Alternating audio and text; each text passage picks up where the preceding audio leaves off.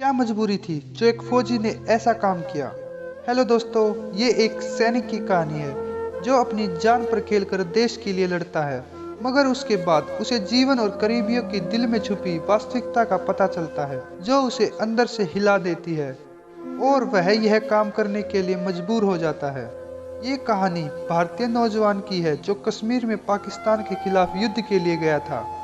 युद्ध समाप्त होने के बाद जब उसे घर लौटने की बारी आई, तो उसने अपने माता पिता को कश्मीर से फोन किया।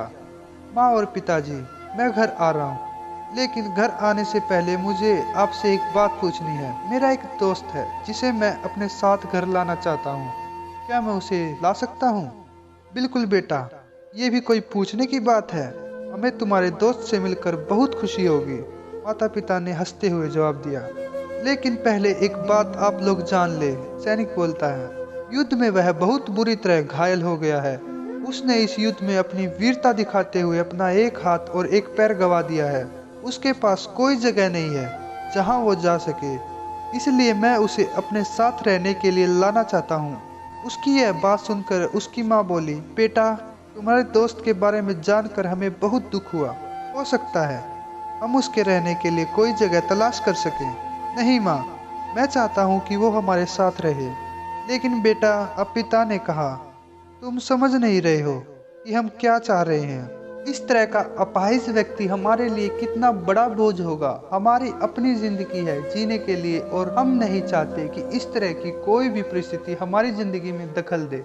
मेरे हिसाब से तुम्हें अकेले घर आना चाहिए और अपने दोस्त को वही छोड़ देना चाहिए। वह अपनी जिंदगी जीने के लिए कोई न कोई रास्ता ढूंढ ही लेगा। यह बात सुनकर उस सैनिक ने फोन रख दिया। कुछ दिन बीतने के बाद उसके माता पिता को पुलिस के द्वारा संदेश मिलता है, जिसमें उन्हें बताया गया कि उनके बेटे की एक ऊंची बिल्डिंग से गिरकर मौत हो गई है। पुलिस के हिसाब से ये एक सुसाइड केस था। दुखी माता पिता तुरंत ही वहां पहुंच जाते हैं। वहां उन्हें शहर के मुर्दा घर में ले जाया गया ताकि वे अपने बेटे की पहचान कर सकें। उन्होंने उसकी पहचान कर ली, किंतु ये देखकर उनकी कपकपी छूट गई, क्योंकि उनके बेटे का बस एक हाथ और एक ही पैर था और वह उसे देख रोने लगे। और उन्हें सारी बात समझ आ गई कि वो दोस्त कोई और नहीं बल्कि उनका खुद का बेटा ही था।